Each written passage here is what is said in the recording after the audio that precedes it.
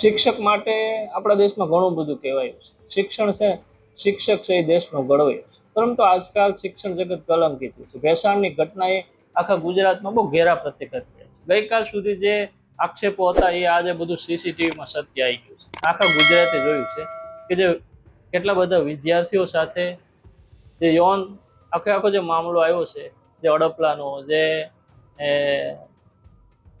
સૃષ્ટિ વિરુદ્ધ કૃત્યનું, એ ખરેખર બહુ કલંકિત ઘટના છે. એક શિક્ષક ને એક આચાર્ય, આ બે લોકોએ આખા શિક્ષણ જગતને કલંકિત કર્યું છે. આમ તો તમે જોવો તો ભવ્ય બધી દિવાલો છે, ઇમારતો છે, શૈક્ષણિક સંકુલ બહુ મોટું છે, આજુબાજુ બહુ સુવિધા વાળું છે. પરંતુ મને એવું લાગે છે કે આના ભણાવવાળા માણસો છે એમને ચારિત્રનું કોઈ ઘડતર નથી, ચારિત્ર એમનામાં બી નથી. તેના કારણે આ ઘટના આવી છે. આમ તો આ બહુ મહાન કહેવાય કે પરબધામ કહેવાય. એમ આપણે કરશન બાપુના આ પરબધામના અંડરમાં જે સંસ્થા હાલતી હતી એવું બધું માર્કેટિંગ થતું અને એમના જ નજીકના બધા લોકો કરતા હતા એવું બધા ફોન પેપર બધું બતાવે છે. પરંતુ જે રીતે ઘટનામાં શરૂઆતમાં ઢાક પીછાડો થયો, કોઈ વાલીએ ફરિયાદ ન લીધી, ફરિયાદ ન કરી. વિચાર કરો, એમના છોકરા ભોગ ભઈના, એમના છોકરાઓ જોડે આવી ગંદીઓ હરકત થઈ, એમના છોકરાઓ યાતનાઓ સહન કરી માનસિક રીતે ભાગી ગયા, પરંતુ કોઈ ફરિયાદ ન કરી. પરંતુ જ્યારે બાળ સુરક્ષા અધિકારી આવ્યા અને એમણે જે આખી વાત જોઈ, સીસીટીવી જોઈ, અને એનું ખુદનું કંઈક એમ દિલમાં એમ થયું કે નહીં, આખી ઘટનામાં ફરિયાદ તો નોંધવી પડશે. અને ત્યારે આખી ફરિયાદ નોંધાઈ. આ ફરિયાદ નોંધાણા પછી હવે ટ્રસ્ટીઓ જ ફરિયાદી બન્યા છે અને બે લોકો સામે ફરિયાદ લગાડી છે. એક શિક્ષક છે અને એક આચાર્ય છે. આ બંને લોકો એ બાળકો સાથે સૃષ્ટિ વિરુદ્ધ કૃત્ય અને હડપલા કર્યું છે. ટોટલ 3 બાળકોની આ જે છે એ એમને નિવેદન પણ લીધા છે અને ભોગ બન્યા છે એવું સાબિત પણ થયું છે. 20 જેટલા બાળકોની કાઉન્સેલિંગ કરીને એમને પૂછપરછ કરવામાં આવશે અને જે કંઈ આખી ઘટના છે બહાર આવશે. આ ગુજરાતમાં જે લોકો ઘણા બધા શૈક્ષણિક ધામો છે એ બધા ધાર્મિક અને મોટા મોટા ધાર્મિક વડાઓ નીચે ચાલે છે અને જ્યાં લોકો મા બાપ પોતાના બાળકોને ભણવા મોકલે અને ત્યાં પાછળથી આવું થાય, બહુ કલંકિત કહેવાય. જે લોકો શિક્ષણમાં કંઈક રાષ્ટ્ર નિર્માણ કરશું, કંઈક સારું કરશું, અમે સંસ્કૃતિ વાળા છું એવું કહીને જે લોકો આખી શૈક્ષણિક સંસ્થાઓ ચલાવે છે ને ત્યાં આવા ગંદા કામ ચાલે છે, આવી જ્યારે વાત સામે આવે ત્યારે ખરેખર એક શિષ્ટ અને એક શિક્ષિત નાગરિક તરીકે આપણું માથું ઝૂકી જાય કે આ લોકો શું રાષ્ટ્રનું ઘડતર કરવા. હાલ તો જે બે લોકોને ધરપકડ કરી છે, કાલે એને કોર્ટમાં રજૂ કરવાના છે. એમને મને એમ છે કે રિમાન્ડ ભાગશે, પૂછપરછ થશે, પછી બીજા બાળકોને કઈ રીતે પ્રલોભન આપતા, કઈ રીતે ટાર્ગેટ, બધી એક કાયદાકીય વાત છે.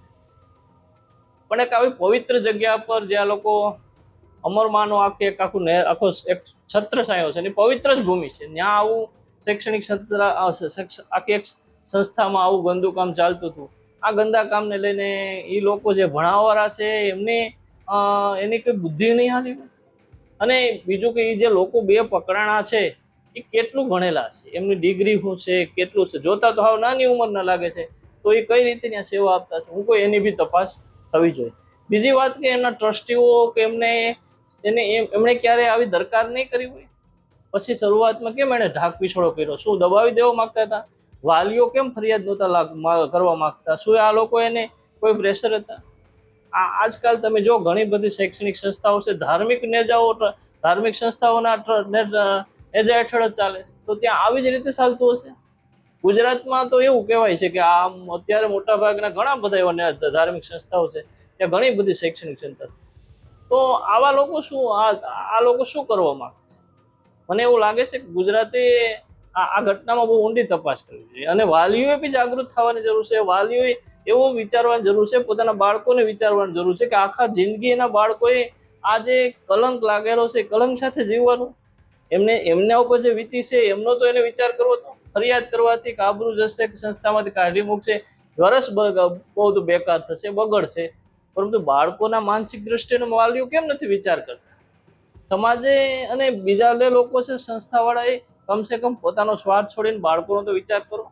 મને એમ છે એ તો ન કરે. જો એને વિચાર એવો કર્યો હોય તો બાળકો સાથે આવી આવી આવી હોના આવી આવી આવી કલંકિત ઘટના ઘટે જ.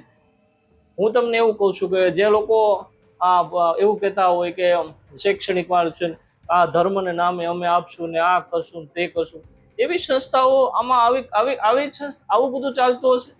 એક બહુ મંથન કર્યા જેવો વિષય છે. લોકો ઘણી વખત લોકો ભગવાનના નામે, ભક્તોના નામે કે ટીલા ટપકાને નામે પોતાના બાળકોને ભણવા મોકલતા હોય છે, પણ એ ભણવાની પાછળ કેવા કેવા ચાલે છે આ એક જોયા જેવો દાખલો છે. અગાઉ પણ આવી ઘણી બધી ઘટનાઓ છે, પણ ઘણી વખત માણસ કોઈથી સબક નથી. ન તો સંચાલકો સબક શીખે છે, ના તો વાલીઓ.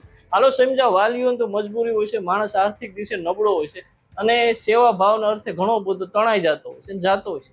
પણ જે લોકો ચલાવે છે એમને તો એક શીખવાની જરૂર છે ગુજરાતમાં. બીજી વાત એ છે કે આ ભેસાણ છે ને એ આખો થોડો કલાયદો પટ્ટો છે. જુનાગઢ બી થોડો ખાસામાં આવે છે. જો આ ઘટના ગુજરાતના અમુક આ બાજુ કોઈ ઘટી હોત ને મધ્ય સેન્ટરમાં, તો પૂરેપૂરો આની તપાસ થાય.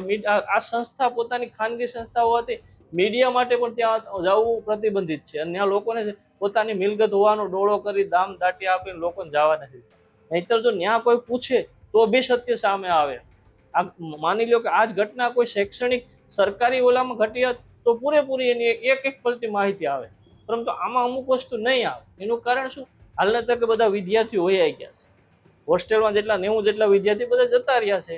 હવે બધું જે 20 વિદ્યાર્થીનું કાઉન્સેલિંગ થશે એ કલેક્ટરના આદેશ પ્રમાણે બધું થવાનું છે, થશે. પરંતુ ખરેખર આમાં કેટલા લોકો હતા, કેટલા ટાઈમથી ચાલતું હતું, શું હતું? ખાલી શોષણનો જ ઈરાદો હતો કે કઈ રીતે? અને જે લોકો મોટી મોટી આ બિલ્ડિંગ બનાવીને બેઠા એમની પાછળ કેટલા લોકો ટોટલ છે, એનું બધું સત્ય સામે આવવું જોઈએ. તો મને એવું લાગે છે કે આમાં 5-6 માણસ આ જે કોઈ વાત આવી છે, 2 આરોપી, બસ ત્યાંથી બધું અટકી જશે. આપણા બાળકોને ગુજરાતમાં તો દીકરી સલામત નથી એની ઘણી બધી વાતો કરતી, પણ આમાં તો દીકરા બી સલામત નથી. અને બીજી વાત એ છે કે આપણે ધર્મને નામે કે મોટા બિલ્ડિંગો નામે અને આપણા સમાજ છે કે આપણો સંપ્રદાય છે કે એના નામે આપણે માસૂમ આપણા બાળકોને ભણવા તો મોકલીએ, બરોબર, એની ત્યાં થાય છે શું એ પણ એક જોયા જેવું છે. ને આપણે આપણા માસૂમ બાળકોને ઘરે આવીને ક્યારેક પૂછવું બી ખરું કે બેટા તને કઈ થાય છે. આમાં લાજ જવાની કે ઇજ્જત જવાનો કોઈ વાત નથી. આમાં જિંદગીમાં દાગ સાથે જીવવું એ બહુ અઘરું વાત છે. બસ આટલું હું માનું છું કે આ ઘટનામાં શૈક્ષણિક પૂરેપૂરી તપાસ થાય, બધું એ દૂધનું દૂધ પાણી થાય. ટોટલ 2 નહીં પણ 22 આરોપી પકડાય. જે લોકોએ બાળકોની જિંદગી નરકી છે એ તમામનું કાયદેસરની કાર્યવાહી અને એની સામે પોક્સો લાગુ પડવો. અને તો જ મને એવું લાગશે બીજા લોકો પણ આવું કરતા ડરી શકે. શૈક્ષણિક સંસ્થામાં આવા લોકો છે એક વિકારના કીડા જેવા લોકો છે. મને એવું લાગે કે આ કોઈ માફીને લાયક. જે શુદ્ધ સમાજ છે, જે રાષ્ટ્ર નિર્માણ વાળો સમાજ છે, આવા લોકો નહીં કરે. બસ આટલું જ. અમે નાની મોટી કોઈ ગુજરાતની ઘટના હશે તો અમે તમારા સુધી પહોંચાડતા રહીશું. બસ તમે અમારી પોઝિટિવ વાત જોવાનું ચૂકતા નહીં. જય જય ગરવી ગુજરાત.